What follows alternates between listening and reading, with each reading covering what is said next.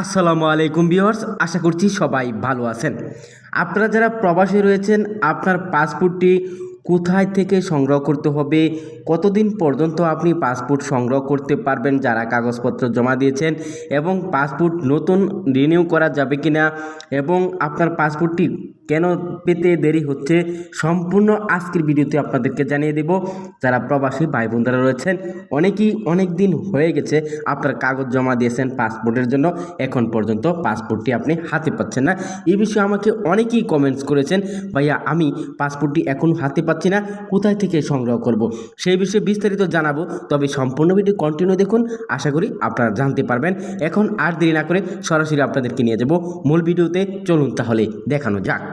প্রিয় ভাই বন্ধুগণ, আপনারা অনেকেই অবগত আছেন যে কিছুদিন আগে বর্তমান অন্তর্বর্তীকালীন সরকারের আইন উপদেষ্টা আসিফ নজরুল বলেছেন যে 15ই ডিসেম্বর থেকে আপনারা প্রবাসীরা যারা রয়েছেন এমআরপি পাসপোর্ট পেতে শুরু করবেন। তবে এখন পর্যন্ত অনেকেই এমআরপি পাসপোর্ট হাতে পাননি। তবে কেন পাননি, কারা কারা পেয়েছেন, সেই বিষয়ে বিস্তারিত এখন আপনাদেরকে জানিয়ে দিচ্ছি। প্রিয় দর্শক, এমআরপি পাসপোর্ট তারাই প্রথম ধাপে পেয়েছেন যাদের এমআরপি পাসপোর্ট বাংলাদেশে আবেদনের পর আপনার পাসপোর্টটি প্রিন্ট করা হয়েছে এবং আপনার পাসপোর্টটি বিদেশে হাইকমিশনে পৌঁছে দিয়েছে, তারপর সেখান থেকে আপনার পাসপোর্টটি বিতরণ করা হয়। তবে বাংলাদেশ থেকে যে সকল এমআরপি পাসপোর্ট বাংলাদেশ হাইকমিশনে পৌঁছে দিয়েছে, সেই সকল এমআরপি পাসপোর্ট আস্তে আস্তে পর্যায়ক্রমে বিতরণ করছে বাংলাদেশ হাইকমিশন। তারা এর মধ্যে আরেকটি নির্দেশনা দিয়েছিল যে আমরা প্রথমে মালয়েশিয়া এবং সৌদি আরবে আমরা এমআরপি পাসপোর্ট বিতরণ করব, তবে এরপরে পর্যায়ক্রমে অন্যান্য দেশেও সেগুলো বিতরণ করা হবে। তবে তিনি বলেছেন যে মালয়েশিয়া এবং সৌদি আরবে পাসপোর্টের চাহিদা বেশি থাকায় তারা এই দুটি দেশে আগে বিতরণ শুরু করেছে। তবে আপনারা যারা সৌদি আরব এবং মালয়েশিয়া রয়েছেন, অনেকেই আপনারা এখন পর্যন্ত এমআরপি পাসপোর্ট হাতে পাননি, কাগজপত্র জমা দিয়েছেন।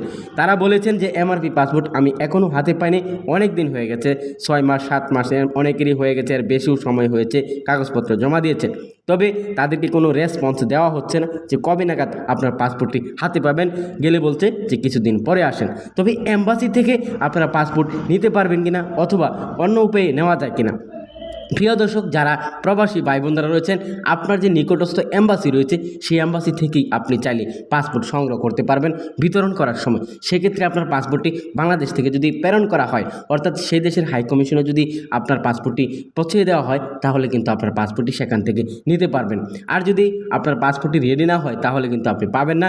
তবে এক্ষেত্রে আপনার যাচাই করার প্রক্রিয়া হচ্ছে, আপনি কিছুদিন পর পর, কয়েকদিন পর পর যে দেশে থাকেন সেই দেশের আপনার নিকটস্থ যে এম্বাসি রয়েছে, দূতাবাস রয়েছে, হাইকমিশন রয়েছে, সেখানে গিয়ে যোগাযোগ করতে হবে। তবে আপনারা আশা করি যারা পাসপোর্টের জন্য কাগজপত্র জমা দিয়েছেন এই উত্তরটি পেয়েছেন। প্রিয় দর্শক, আরেকটি গুরুত্বপূর্ণ বিষয় আপনাদেরকে জানিয়ে দিতে চাই, সেটা হচ্ছে আপনারা এমআরপি পাসপোর্ট কতদিন যাবৎ সংগ্রহ করতে পারবেন, কতদিন যাবৎ বিতরণ করা হবে, এবং এমআরপি পাসপোর্টের সংশোধন কিভাবে করবেন, করা যাবে কিনা, বয়স বৃদ্ধি করা যাবে কিনা, এবং এমআরপি পাসপোর্ট আপনার কত লাখ বিতরণ করবে এবং কোন কোন দেশে বিতরণ করবে সে বিষয়ে বিস্তারিত এখন আপনাদেরকে জানিয়ে দিচ্ছি। প্রিয় দর্শক, 2025 সাল পর্যন্ত এমআরপি পাসপোর্ট মেশিন রিডেবল সেই পাসপোর্টটি বিতরণ করবে বাংলাদেশ পাসপোর্ট অধিদপ্তর ইমিগ্রেশন। তারা বলেছে আমরা 2025 সাল পর্যন্ত ডিসেম্বরের 31 তারিখ পর্যন্ত আমরা সেই এমআরপি পাসপোর্ট বিতরণ করব। যারা এমআরপি পাসপোর্ট নেবেন, যারা প্রবাসী রয়েছেন, তাদেরকেই সেই এমআরপি পাসপোর্ট বিতরণ করা হবে। তারা বলেছেন যে ই পাসপোর্টের যুগেও এমআরপি পাসপোর্ট আমরা চলমান রাখছি এ কারণেই যে যারা প্রবাসীরা রয়েছেন অনেক হয়রানি বা কষ্টে বা তাদের সমস্যা হচ্ছে, ওই দেশের ভিসা এবং আপনার যে ওয়ার্ক পারমিট কাগজপত্র রয়েছে সেগুলো নিয়ে তারা অনেক ঝামেলার মধ্যে আছেন। এজন্য আমরা ই পাসপোর্টের যুগেও এমআরপি পাসপোর্ট চালু রেখেছি। তারা বলেছেন যে জন্ম সনদ অনুযায়ী প্রবাসী শ্রমিকদের পাসপোর্ট বয়সের পার্থক্য 8 বছর কম বেশি করতে পারবেন। যারা প্রবাসী ভাই বোনরা রয়েছেন, আপনার জন্ম সনদ অনুযায়ী আপনার পাসপোর্টের বয়স কম বেশি বৃদ্ধি করতে পারবেন সর্বোচ্চ 8 বছর। তারা আরও বলেছেন জাতীয় পরিচয়পত্র এনআইডি নয়, জন্ম সনদ দিয়েই করা যাবে ই পাসপোর্ট। যারা প্রবাসী ভাই বোনরা রয়েছেন, আপনারা এনআইডি কার্ড না থাকলেও জন্ম সনদ দিয়ে আপনি ই পাসপোর্ট নিতে পারবেন। সেক্ষেত্রে আপনার যে দেশে রয়েছেন সে দেশের এম্বাসি, হাইকমিশন, দূতাবাসে গিয়ে আপনার সেই কাগজগুলো নিয়ে জমা দিতে হবে। সেক্ষেত্রে কাগজগুলো কী কী লাগবে, আপনার ওয়ার্ক পারমিট, ভিসা এবং পাসপোর্টের ফটোকপি এবং জন্ম সনদের ফটোকপি আপনার সেই দেশের হাইকমিশনে গিয়ে জমা দিলে আপনি ই পাসপোর্ট নিতে পারবেন। সেক্ষেত্রে আপনার সকল কাগজপত্রের লেখা একই একই থাকতে হবে, যদি ভিন্ন থাকে তাহলে ই পাসপোর্ট নিতে পারবে না, সেটাই তারা বলে দিয়েছে। প্রিয় দর্শক, আরেকটা বিষয় হচ্ছে সংকট নিরসনে আপনার লক্ষ্য, আপনার যে 3 লাখ এমআরপি পাসপোর্ট কিনবে সরকার, অর্থাৎ তিনি বলেছেন বাংলাদেশ পাসপোর্ট ইমিগ্রেশন অধিদপ্তর থেকে যে 3 লক্ষ এমআরপি পাসপোর্ট তৈরি করবে অথবা কিনবে, সেটাই বলেছেন প্রবাসী ভাই বোনদের জন্য। আপনারা যারা প্রবাসী রয়েছেন, যে কোনো দেশে থাকতে পারেন, যাদের এমআরপি পাসপোর্ট রয়েছে, আশা করছি আপনাদের জন্য একটা দারুণ সুখবর। 3 লাখ এমআরপি পাসপোর্ট তারা তৈরি করবে এবং প্রবাসীদেরকে বিতরণ করবে। যারা অনলাইনে আবেদন করেছেন অথবা হাইকমিশনে কাগজপত্র জমা দিয়েছেন, আপনারা পাসপোর্ট পাবেন, কিন্তু একটু সময় লাগতে পারে এখন পর্যন্ত যারা এমআরপি পাসপোর্ট হাতে পাননি।